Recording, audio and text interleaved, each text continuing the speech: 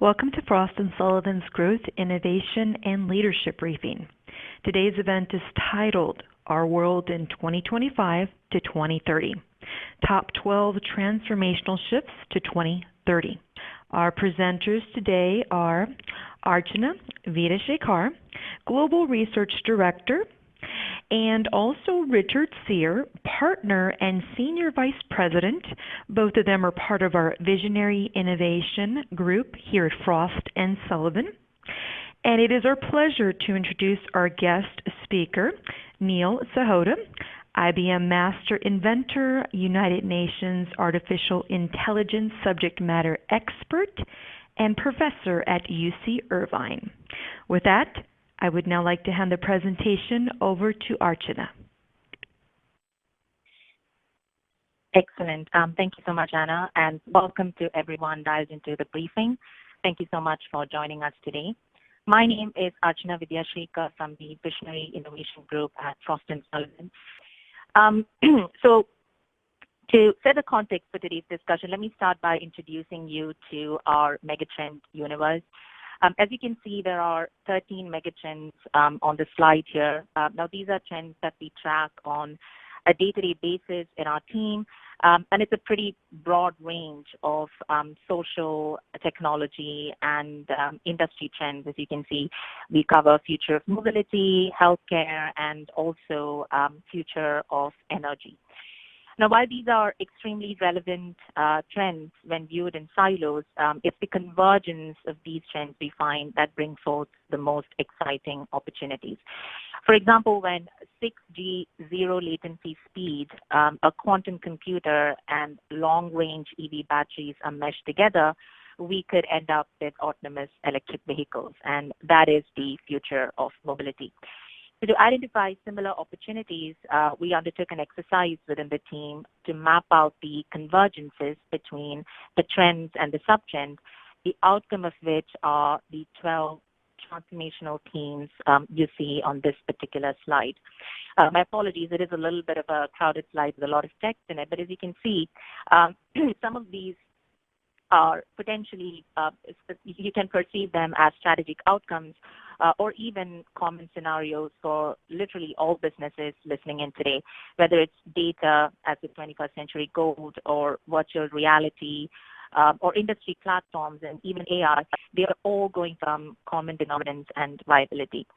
Now, an interesting observation to make with these themes is that not all of them are opportunities, or in other words, positive scenarios. Some of them represent complexity. Some of them could bring about huge challenges, actually. And in some cases, they can also be considered threats to the future viability of your business and even markets that you operate in. For example, one of the themes here in the bottom row is Uberization of industries, which traces the impact of the sharing economy. While using digital platforms such as Uber has, to a great extent, brought about efficiency, especially in the ride-hailing market, it also means that we will no longer need traditional brokers to procure services for us. Throw in blockchain in the mix as the infrastructure for all the payment processing and back-end services, you can completely do away with middlemen in the value chain. You're potentially looking at complete disintermediation. Let's take another theme here, like the rise of platform economy.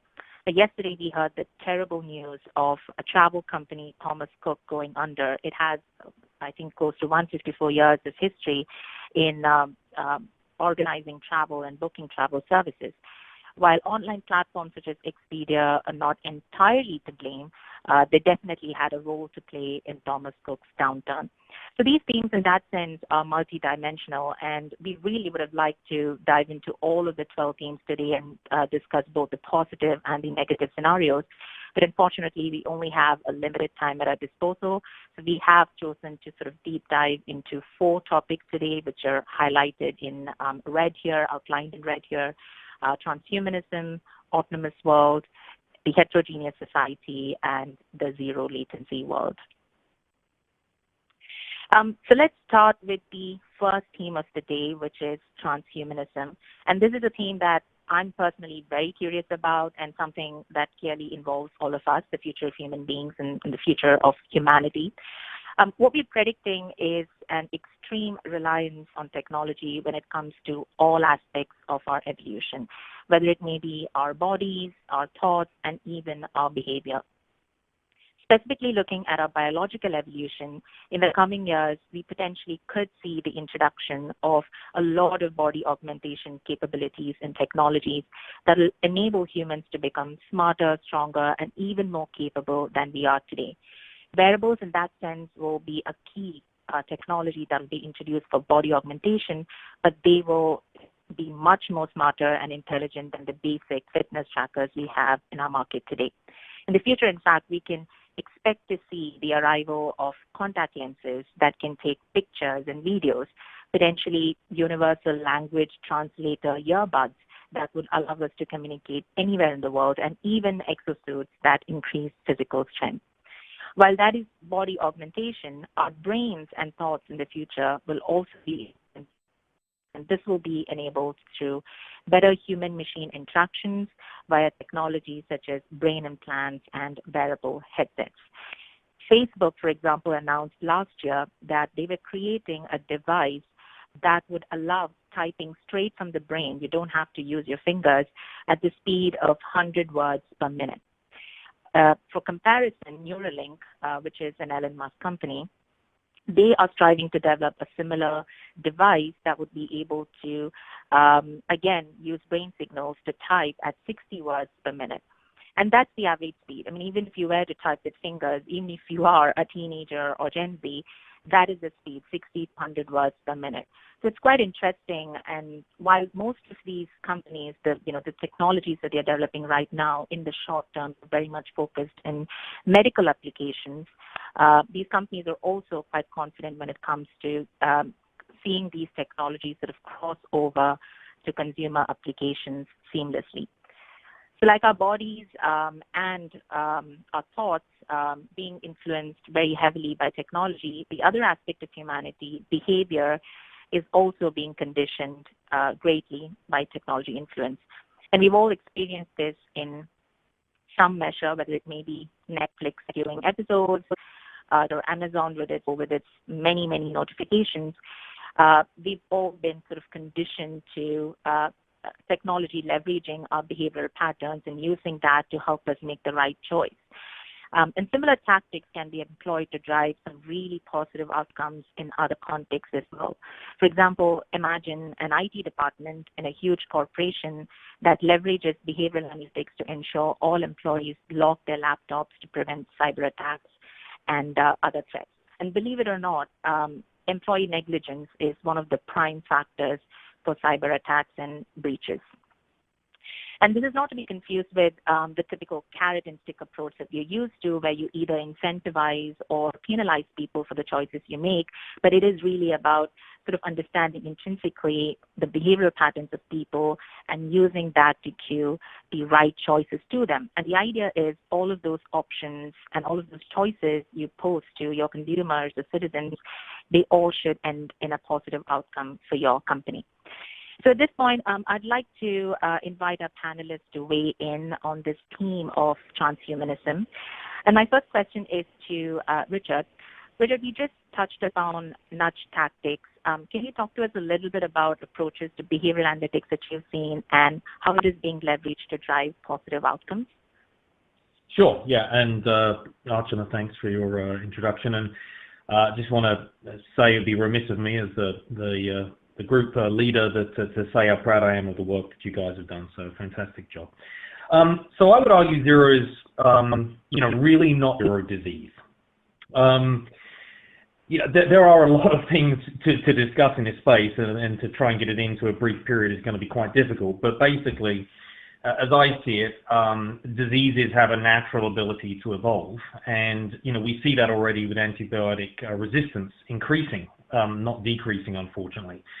So it's one of those, incredible threats to humanity, and to be frank, affecting health, food supply, and security. So, transhumanism can make impacts, but I really think the question is best framed as to what degree can human-based science evolve faster than natural-based science. So in this case, the human-based science really discussing the implications of transhumanism, the embedding of technology onto the human form or inside the human form.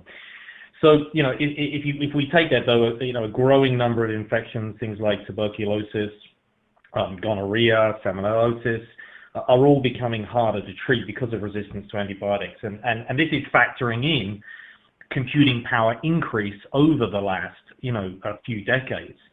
So this one is a difficult one because I hate to be pessimistic to begin.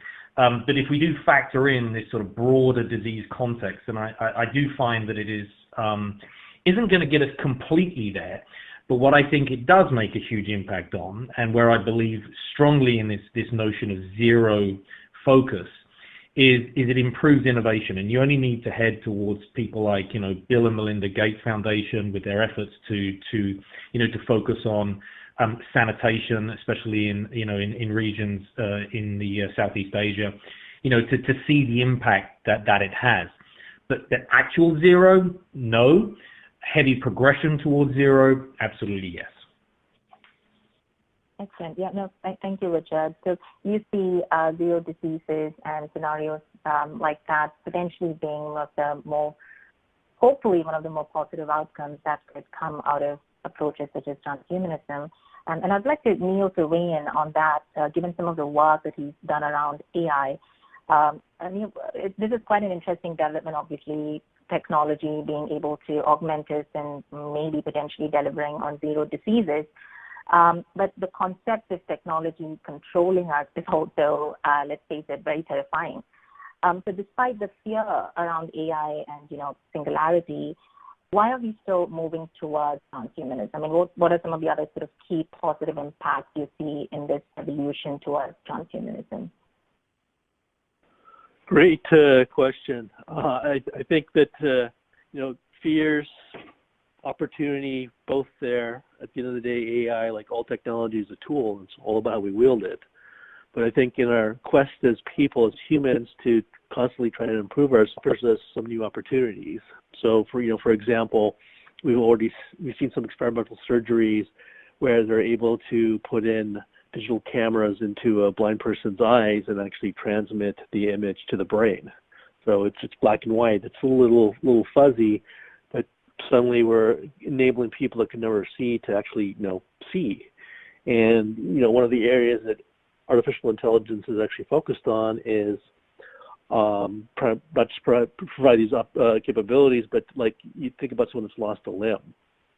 So the brain is actually still able to transmit signals to the stump. People are actually working on AI to try and decode what those signals mean, look at some visual clues, and actually allow a person to manipulate like an artificial hand, artificial foot, so it actually restores some more sense of mobility, I'll call it. And that's a little earth-shattering when you consider that maybe now losing a limb is not the end of the world. On the same token, you were talking about behavior, develop things around artificial empathy and actually are helping us become better communicators. So imagine, being able to read the emotional state of a person better, to understand their psychographic profile or personality better, and say, rather than just speak like we normally do, what if I now know that this is the best way to communicate, that this person doesn't care more about the hard facts, or this person needs a little more nurturing, a little more reassurance. That could actually be a huge opportunity for us as people, not just in trying to sell stuff, but just being able to communicate with our loved ones. I mean, think just parent to child. It's a very unique opportunity for us. Yeah, absolutely. I think it was maybe it was last month that Microsoft introduced this HoloLens technology, where it leveraged hologram and speech-to-text and text-to-speech sort of AI applications as a kind of a use case for virtual conferences, where an American was basically delivering virtually through a hologram a presentation in Japanese. So I guess, it's quite interesting, the many possibilities with transhumanism and ways in which we can really embrace technology to kind of overcome some of the barriers that we have. So great. Well, thank you both. That sort of rounds up our perspective on transhumanism, and we have to keep the presentation going. But if you have any questions on this topic, please do plug in your questions in towards the end of the session. The next thing we have for the day is zero latency. Now, looking ahead to 2030, especially, that is latency, that is the delay before a transfer of data begins following an instruction, will become extremely important for IoT and communication use cases. For example, low latency will be essential for real-time interactivity of devices and will also become crucial for applications such as self-driving cars and virtual reality. I mean, just imagine a car buffering on the highway if it's autonomous. I mean, that will be a major safety concern. So as you can see on the illustration here on the slide, on the top right corner, the applications listed in the blue shaded area are services that can be offered with the existing infrastructure 4G. And for the ones that are mapped outside of the blue shaded area, the availability of 5G and the imminent introduction of 6G will be very, very crucial, like virtual reality, autonomous driving, augmented reality, etc. So there's no telling right now, but even with the first iterations of 5G, we've seen everyday speeds of up to 1 gigabyte per second. 6G will absolutely top that, but how much is still in question. But what we're seeing from the trials and some of these telecom carriers have claimed that we might see several hundred gigabit per second speeds or even ranges. And our experts on this topic, question to Richard. Richard, you were recently in Europe, I think, discussing 6G with a major telecom operator. What can you tell us? What can we expect to see in this space? Well, I mean, this is an area where I'm very excited, Archana, and I think you know that from me. This is kind of the area where I tend to geek out because, I mean, we have to begin first with the primary differences, just if we just look at some numbers between 5G and what 6G will have. I mean, 5G, we already know, most mobile operators have signed agreements on 5G infrastructure, so we're starting to see that, even some in some of the remote parts of the world that are in developing stage for communications technology. I mean, they're leapfrogging in some cases if their supplier agreements allow. So, that's great, but you just have to look at the R&D that's happening, and we're already searching for limitations with 5G so that we can continue progressing. And I've always looked to Europe for this space. I think it's fair to say and suggest that that's where most of the innovation has taken place. And if we're looking especially at the equipment market, I would argue that that's very true. But 6G, the primary difference, just in a nutshell, is 6G is driven by AI, wide-scale algorithms and sort of traditional methods of being able to extract value from the network. And it's a real big difference when we shift to an AI-based network management platform. So with 5G, if you just look at it, the very first networks really have been providing us with about 600 megabits per second, and that's leaving a lot of room for improvement. I think we're going to see that increasing relatively substantially over the coming 5 to 6 years. Just as a reference point, by the way, 5G is around 28 to 30 megabits per second, so you can see the comparative differences there. And 5G provides us with limitless connections versus 4G. And that's really important, especially, in the overused and overhyped area of Internet of Things that allowed us to plug in a lot of devices and access points to the network. So primarily for me, and then you can talk about things like latency, of course, sub 10 milliseconds. So primarily for me, 6G will accomplish two core objectives. One is it will completely remove latency. At speeds of 1 terabit per second, which is inherently the download speed, and there's almost zero latency. The second thing that's critical is the informative amount of information that is coming off of the network from this, overprescribed Internet of Things environment. When managed and utilized by an artificial intelligence environment, will allow for instantaneous productivity.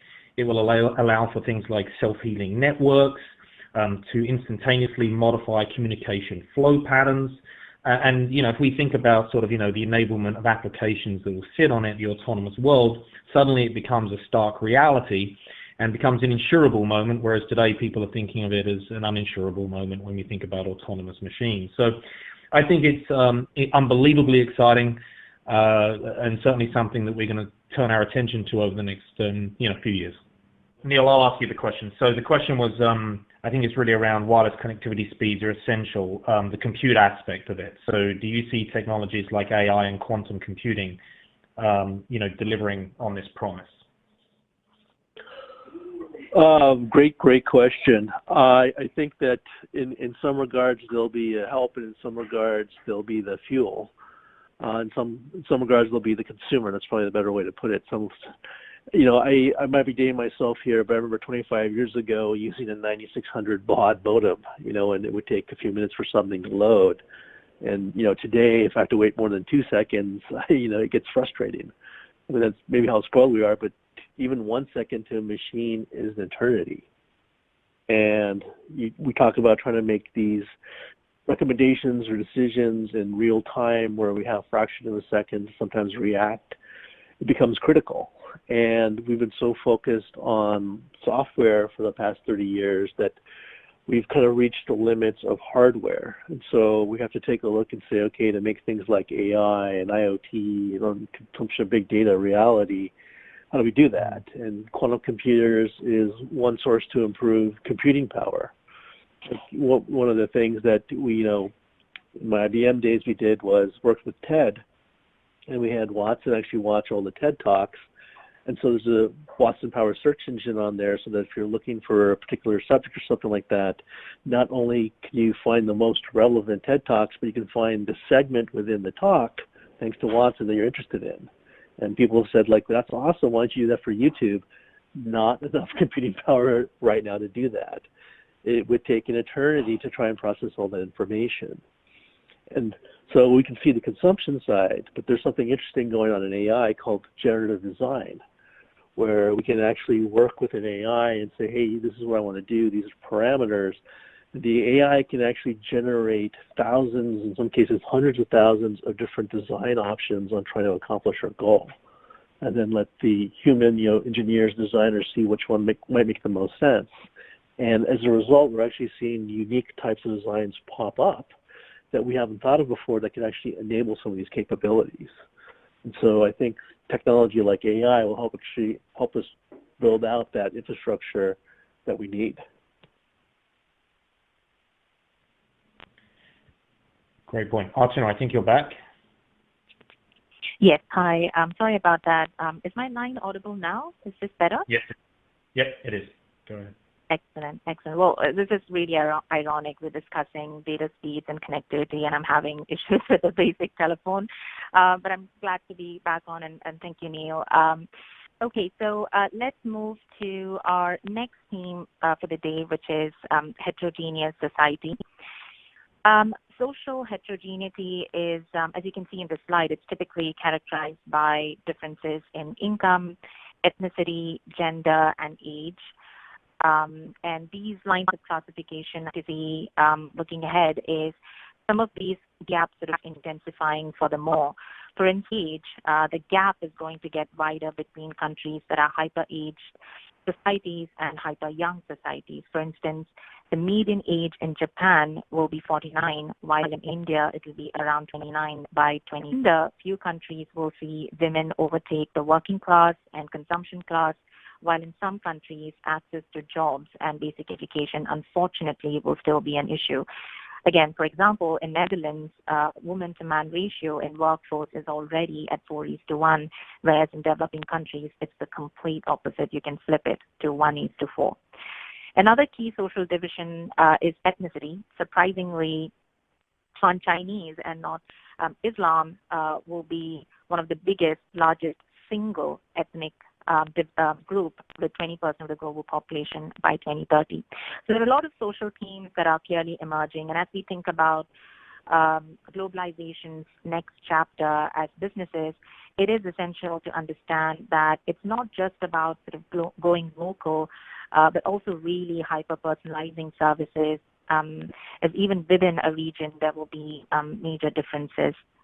So again, these are the ones that we've highlighted here. These are along the typical divisions that we see, but there are also other social divisions emerging where the gap is becoming quite stark. For example, the electricity divide, which still fascinates me. Statistics show that 35% of the developing world still goes without household electricity. Obviously, this has huge ramifications to IoT and other markets. And another modern-day divide that is emerging is also the digital divide. A majority of senior citizens use the internet, but they still lag behind the general population by 23%, even in developed countries such as the United States of America. And this, to a great extent, can be attributed to another modern-day phenomenon, which is the generational difference that is coming up. That is the rise of Gen Z and how they could potentially be very, very different from their predecessors. One of the questions that we're looking to answer through our research, and we've done 3 very interesting studies on the topic of Gen Z, is will Gen Z sort of bring back the ownership model? The preceding generation, Gen Y, was largely credited and sort of responsible for propelling the gig economy and the sharing economy. And given that Gen Z is exhibiting different characteristics, most of our clients, the key question they have for us is, will they bring ownership back? So let's bring in our experts at this point. Richard, I'll direct the first question to you. Clearly, the phrase, the common man, is losing relevance. So what must companies do to ensure that they retain and attract these new customers like Gen Z from this heterogeneous society? Or what should they keep in mind when they are designing products for this really sort of polarizing world? Sure. Yeah, so clearly it's shifted substantially. I think that's a no-brainer. But I think, humanistically, one of the challenges that we have is that we love to put people into buckets. And we've done this. You've seen this with the Gen Z, Gen Y, Gen Xers. This is typically what we do, as especially as marketers. And let me just respond a little bit to you mentioned Gen Z, and I do want to just clarify some areas around this where we're seeing common mistakes already taking place in marketing, and that's the false assumption that Gen Z and Gen Y exist in the same bucket. I saw this recently in a Wall Street Journal article where they were trying to illustrate the differences in societal demands from Gen Xers versus, and they put them in the bucket of millennials and Gen Z together. That is entirely and totally inaccurate. Gen Z have much more in common actually with Gen X than they do with Gen Y, if we were to assume the generalized characteristic traits. But the challenge, and I think the focus for folks as we look at this heterogeneous society, is that we talk a lot about this N=1 trend, that in an era of hyper-powerful compute and a future where we are essentially paired of a like to that power, meaning, inside of us, if we go back to the transhumanism trend, or if we just put it in today's context of that the ability for companies to relate to us on an individual level is certainly there. But those companies must empower that capability in a trusted way with values that are directed to me and directive for me. And that's a fundamental difference in how you win in this environment, that it is not just directed to me, it is directive for me. So I use an analogy of sort of a puppeteer to best try and illustrate this. In the past, a marketing or sales organization would have, about 5 strings, the head and the limbs. And it was quite easy to, and this is, I know, somewhat oversimplified, but it's somewhat easy to, in essence, kind of, manipulate information and make sure that, we're able to attract a customer, retain a customer. But in today's world, that has thousands and thousands of strings attached to the human body. And so the marketing function has got to evolve very substantially, just to comprehend the amount of informative information at the individual level over millions and millions of potential existing customers that all want to be treated as an N=1. So it's all about nuances of personal expression. It's about nuances of culture. It's the nuances that brought together craft that winning value proposition. And that does mean that functionally, organizations will need to adapt in every different dimension to look at this topographies of data that exist, and apply algorithms, obviously, to make the best use of those, data sets. The worst thing that's happening, is the creation of these amorphous terms like data lakes, which bring to mind a pool of very large, meaningless information, of which it's very hard to extract. So I think it's going to be a very interesting area, and I'm certainly watching it very closely, but that personal touch is extremely important. Excellent. Thank you. Thank you so much, Richard. My next question is to Niels. Neil, we kind of discussed digital divide earlier on. What is the future of work in this context? Are we losing our jobs to AI? I mean, that's definitely in the news a lot. And will all countries see similar trends? It's a great question. I know that, it's a great fear, legitimate fear. I don't think it's so much the technology that's a concern, but it's the speed of change. Throughout human history, there's always been new technology and always a shifting of jobs. For example, 10 years ago, we didn't have Uber drivers or social media marketers. I think the challenge that we're facing, especially with AI, is that it's not so much we're losing jobs, but we know that jobs will be lost, but new jobs will be created. How quickly can we actually get ready for those new jobs?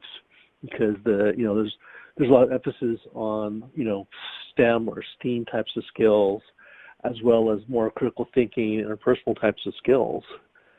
So what do we actually do about that? What do we do about areas that may be underserved or less developed? I think the key thing is we have to obviously get ready, but can we change our systems or trainings fast enough to adapt in time? We have companies already like Amazon that are starting their own universities so that they can actually teach the skills they want their employees to have. So they're willing to hire and train that way. But you could think about underserved areas. Do they have the infrastructure to actually support some of these changes? You can't just say, I'm going to give everyone iPads in, Africa if they don't have the electricity, other things to charge it, if they don't have the high-speed Wi-Fi internet connection, the value is muted. But that being said, I think there's actually a unique opportunity for these companies that are quote-unquote behind to actually leapfrog ahead. If you look at China and Africa, for example, they never had a landline culture, so to speak. They never had that infrastructure. But when mobile devices came out, especially smartphones, they actually leapfrogged ahead straight into that. And that's one of the reasons why they're actually leaders in terms of like mobile applications, especially like, mobile payment. Like I can tell you right now, I've spent quite a bit of time in China. There are places now that they don't take cash or credit card. They only take Alipay, WeChat Pay, because for them, mobile payment's the norm. So I think it's really a question of, we all know, getting ready, but realizing that we have a short window to actually do that. These aren't things that aren't going to happen, in 15 years. These are things that are going to happen in like 3 to 5 years. And so we really got to put the onus on ourselves to say, this is what future work's going to be like. These are the skills and knowledge we have to get people. Yeah, absolutely. I agree. I think this whole conversation around digital haves and have-nots is very interesting. We were within my team, we were looking at the future of education, and we also kind of picked up that trend that you talked about with some of these countries really leapfrogging when it comes to technology, like Africa, for example. They use some of the more advanced cognitive adaptive tests when it comes to K-12 education. So yeah, absolutely. I think this is certainly a very exciting space to watch, and it's a huge, huge context. I think the heterogeneous society for all of the themes that we discussed today. I mean, we can create a lot of innovative products, but if there's no consumer acceptance and if there's no incentive for the consumer to change, you're really hitting a wall there. Okay, so we will be moving on to the next and final theme for the day now. It's autonomous world. Now, we've heard a lot about drones and autonomous cars. It's certainly stirred up a lot of conversation. While these are critical and integral part of our view of the future, we really would like to focus today a little bit on other types of autonomous systems within other industries that could potentially go either semi-autonomous or fully autonomous before the 2030 timeline. What you see here on this slide is a sort of a timeline radar map that shows you both from a product and processes perspective and different industries and examples where autonomy is being embraced in a big way. Now, the idea of autonomy was not necessarily something that was first positioned by Google with its self-driving car or even Amazon with its drones. In fact, if you trace back its history, it was actually the humble forklift that was first retrofitted into a autonomous system. I think it was a startup by the name of Sear that came up with the idea of instrumenting a forklift with a vision guiding camera system, putting a lot of tactile sensors on it, and also using literally barcode labels on the floors of the warehouse and part programming software to pretty much help the forklift run itself autonomously.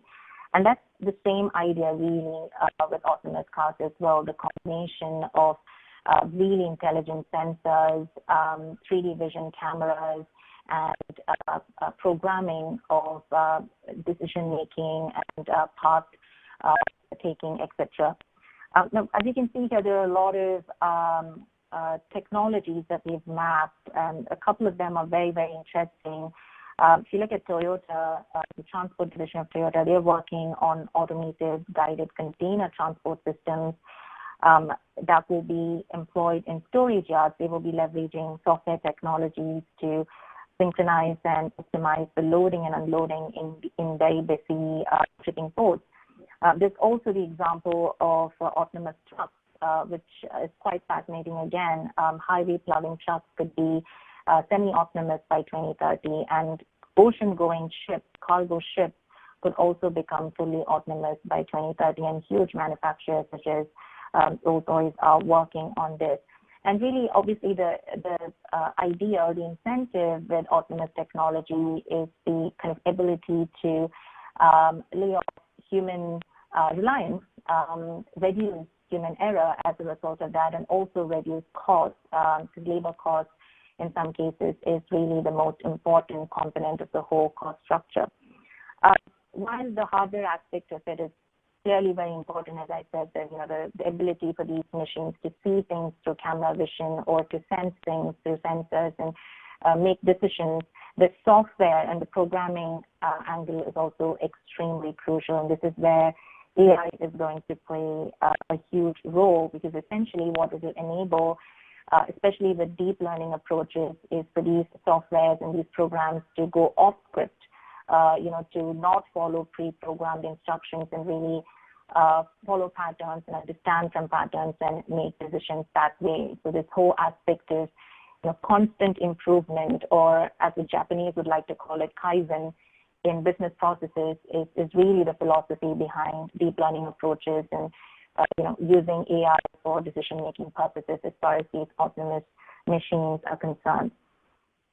So I'd really like to hear from our panelists on this theme. My first question will be to Neil. Neil, you've been a master inventor at IBM, credited for your work with AI. A lot of these applications that we discussed today, they were all what I would maybe put under the narrow intelligence bucket. But I think the big question is how far away is general AI? Are machines and technology there yet in terms of taking some of those decision-making challenges from having a general disposition to make decisions like humans do? Well, the simple answer is the machines aren't there yet. The AI that we have is what we call artificial narrow intelligence, meaning they can only do what we taught them to do, and they're a very passive system. They only respond to queries, so they're not out trying to learn new things.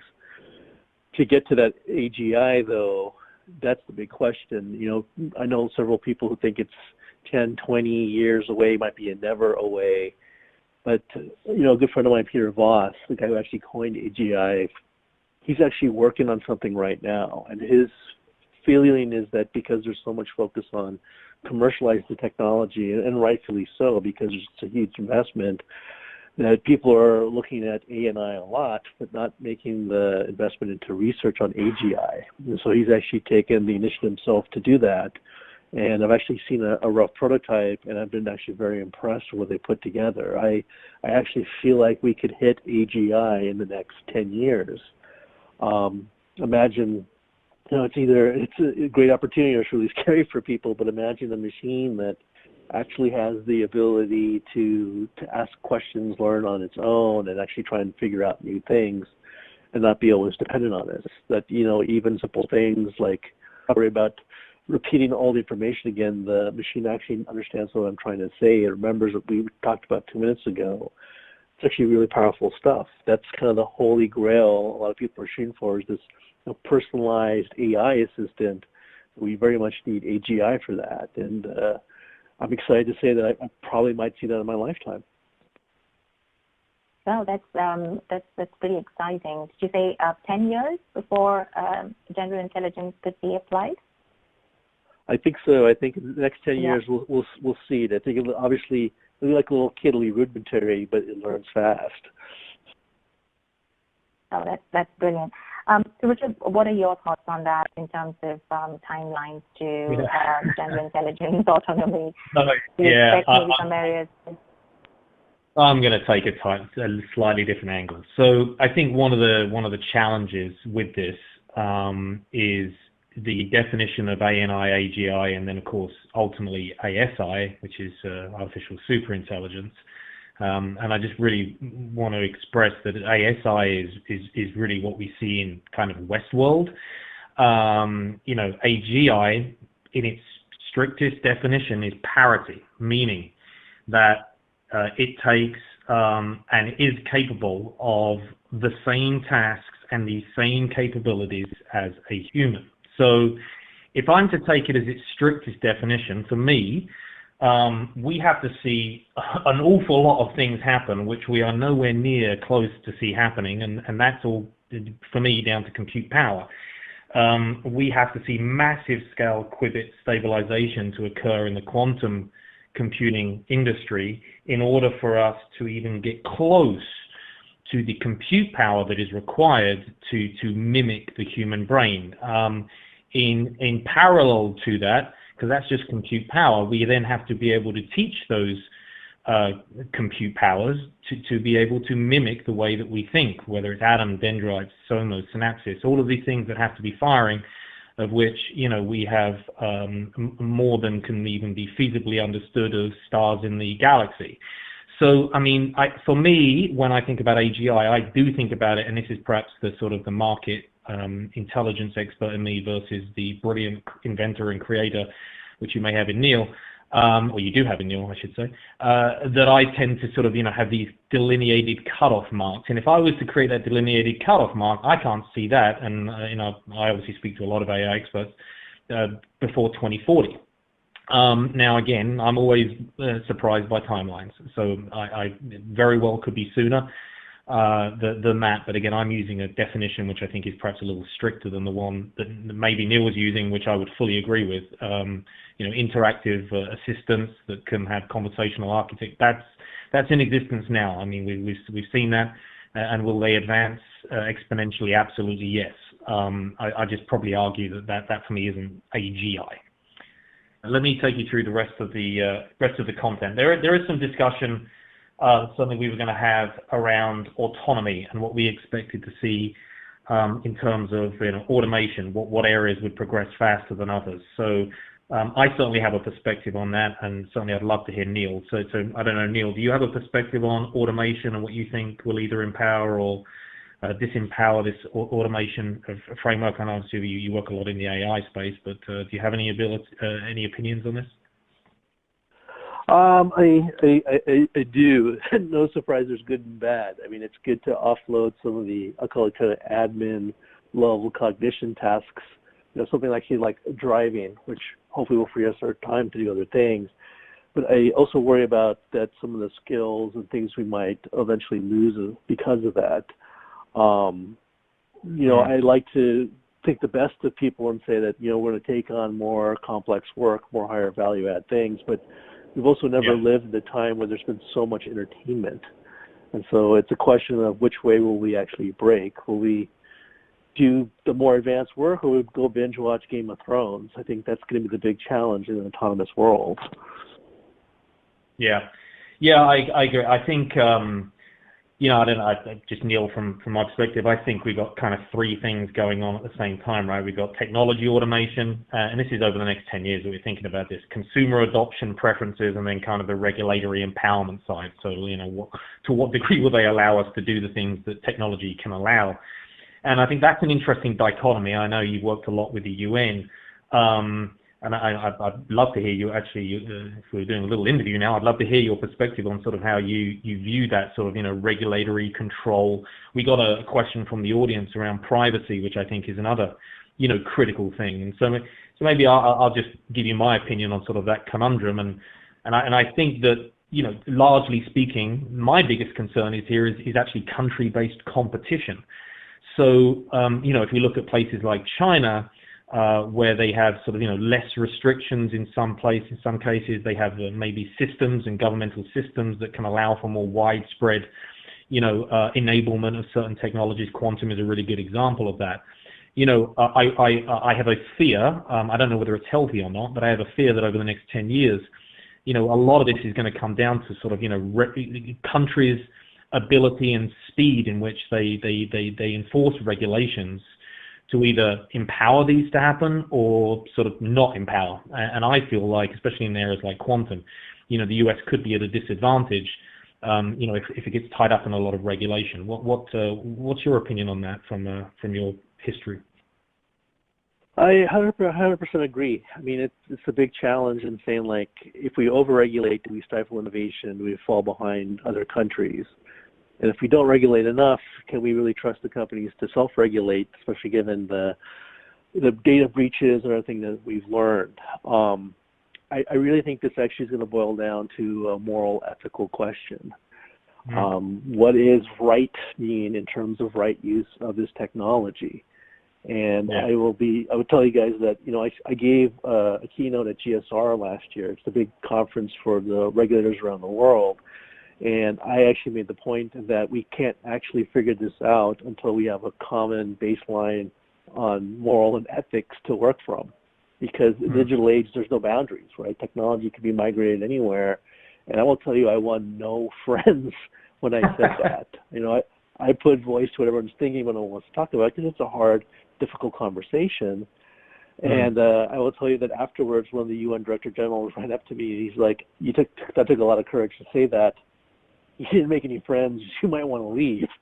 And not great, but I will tell you a year later, guess what was happening? I actually heard the regulators openly talking about this subject and saying, like, what does right behavior mean? And if we're trying to figure out regulation and what's good, what's not good, what does that really mean for us? I mean, if we have this technology, we wield it like a hammer, help more people that have severe illness, we can reduce auto accidents, that's a great thing. But at the same token, what if someone weaponizes it, what if they do this? And it's like, we have to balance that out. I wish I could give everyone on the webinar a simple answer here, but I think this is going to boil down to that common baseline moral and ethics before we can figure this out. Yeah, yes, it's most certainly not an easy, thing. But regulations never are they, Neil?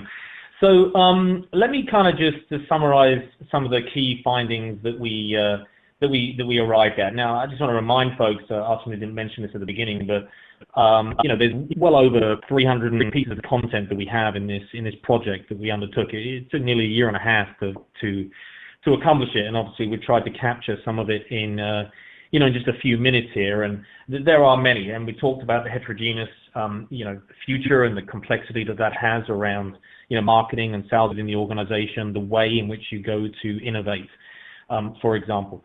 The terabyte era arriving, I think this is one of the most crucial ones, as we see the arrival of 5, 6G, and of course then AI's ability to start to control networks, in optimized networks is probably a better way of expressing it. And that's certainly an issue that we will see here very, very quickly. A couple of the others that I think are really super important. The personalized experience, I think, is especially important, especially in retail. One of the trends we didn't discuss today, but is in our study, is the arrival of the digital frontier as as a frontier technology, meaning that most of our interactions, the frontline technology will be some form of immersive experience, and how that translates and traverses into your interpersonal communications is going to be extremely important. And this is both sort of looking at things like operational tasks within a company, as well as sort of consumer-based tasks. And I know in the news a lot of effort gets placed on the consumer stuff because it's certainly more interesting, more sexy. But in the business world, this has real solid applications in things like factory workers, training, first responders. I had, just as an aside, I had a very interesting discussion with a technology innovator, very young woman. She was absolutely brilliant, from MIT. And she developed a technology that would allow us with transhumanism to essentially embed technology into a first responder, so for example, a firefighter, and then based upon artificial intelligence's assessment of the danger in front, the risk factors, it would select the firefighter or first responder that would be most appropriate to tackle that task, whether it was a physical task, an emotional task, whatever it could end up being, based on the current state of that first responder. And that was fascinating. It's essentially just sort of selective to reduce danger and the threats that are faced. So that's sort of an aggregation example of a lot of these issues together. So there's really a lot here, a lot to discuss in the study, and obviously we welcome questions. You could finish by saying the way to take advantage of this. There's a lot of information, like I've said, different trends, the sub-trends, the transformational issues that we've outlined, the opportunity analysis that we've outlined, and there's a number of different ways that you can work with our team, whether it's just the initial study or whether it's working with us on some form of presentation to bring into your company, as well as things where I promised the technology wouldn't be an issue, as well as things like in-person workshop and consulting projects. So we'd be blessed to work with you on any of those. But we do have a few questions, and I want to hear more from Neil, because Neil is a super fascinating guy. And here's a question for you, Neil.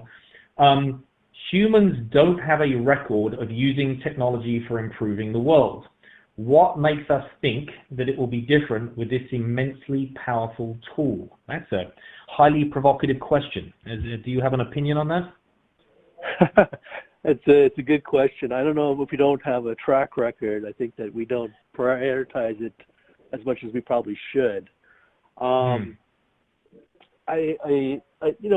get that. It's a lot of commercialization, and there's nothing wrong with that, but I think there's an opportunity for social enterprise. But I think we've also living in a time where people actually have more information, and there's a will to do social good.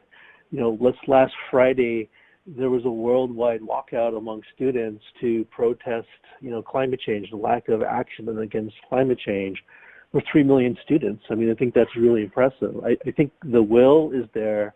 It's the mindset. We have to get into the mindset that, I can do a lot of great things with these things. I can make money. At the same time I'm making money, I might be able to help the world, help the planet. And I think, AI is affording us the opportunity not just to do that operationally, but help us with our behaviors, help us make small changes that we would be very much okay in doing, but don't realize the aggregated impact and what that will have as a positive for the world. So you can tell I'm very optimistic, but I think, things like United Nations AI for Good initiative, for example, very much trying to create that mindset. In 3 years, has launched 116 social good projects. I just think we just need people that are willing to stand up and be champions and say, hey, you know what, we have a powerful tool. We can use this in a variety of ways. Let's also get the mindset of doing some social good. I think that's going to make a difference. Yeah, I agree. I think there's a couple of shifts here that I think are really important. I think one is that we're seeing a clear trend from CEOs to shift towards goals around transparency, sustainability, social well-being and good, and the recent announcement, it was just a few weeks ago, of course, of the large group of some larger CEOs, instead of just basically shareholder value and money ruling the roost. I think that's an important shift. That does, I think, give us early signs that over the next decade we'll see more activity. And then I really don't think you have to look much further than sort of some of the work that's been done by philanthropists in this space to indicate the positive nature of this change. I recently watched, I don't know if all of you have seen this yet, but if you don't, I would actively encourage you to see the Gates documentary on Inside His Brain. Where I think it outlines in a very positive way, because it's easy to get dystopian on this. I fall into it myself. It's easy to kind of, get into that attitude, but this gives you a very utopian perspective of actual accomplishments as a result of using technology and thinking to drive change at a massive scale for the benefit of good. So look, there's always a negative side. There's always going to be privacy issues. There's always going to be security issues. There's always going to be, evil people, unfortunately, that will do evil tasks. But I am a big believer in the power of this change, certainly from my perspective. Okay, let's look at another quick question. We've got like a minute, Neil. So people have asked questions around things like climate and ecological issues. Do we see these as technologies that can bring us closer to those? I mean, I know I sort of suggested it a little bit, but have you seen anything out there in terms of discussion-wise with your vast network where we see it being applied to these big macro issues? Yeah, there's a lot. I know we don't have a lot of time, but try and share a couple. Like there's one organization where they've actually using AI and drones where they can plant trees. They'll actually plant these seeds with the hypernutrients and stuff. And each drone can plant 10,000 trees a day. But they're also looking at cities and they're having the AI square concrete. I mean, that's one simple example on trying to create a little greener city. I mean, there's stuff Ocean Health Alliance is doing. I mean, there's stuff across the board. It's just, I think that maybe it doesn't get as much notoriety as it should. But ironically, we always talk about this might be the century of the machine. I actually find this might be the century of the human, that technology like AI is actually giving us a chance to explore ourselves, explore nature, and form a deeper connection. Great. Well, obviously this is something we could talk about forever. I know I could certainly talk to Neil forever about this stuff. It's fascinating work. But we are out of time. There was a question about slides. We can certainly get the slides to you. So you've got contact information here. I would actively ask you to do that. Other than that, we certainly, through your representatives at Frost & Sullivan, we'll make sure that you get a copy of the slides. They are fine. But if you need them urgently, please email one of us here, and we will get a copy. But other than that, I want to thank you for your time.